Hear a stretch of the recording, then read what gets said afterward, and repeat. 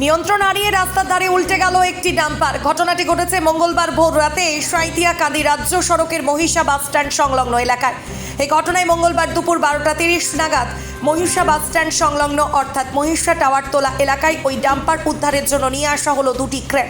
এ বিষয়ে স্থানীয় সূত্রে জানা যায়, মঙ্গলবার ভোর রাতে কান্দির দিক থেকে সাঁইথিয়ার দিকে যাচ্ছিল ওই ডাম্পার গাড়িটি।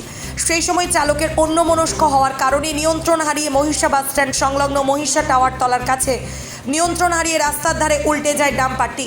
যদিও এই ঘটনায় বড়সড় কোনো দুর্ঘটনা না ঘটলেও ওই গাড়িতে থাকা চালক ও খালাসির অল্প আঘাত পেয়েছেন।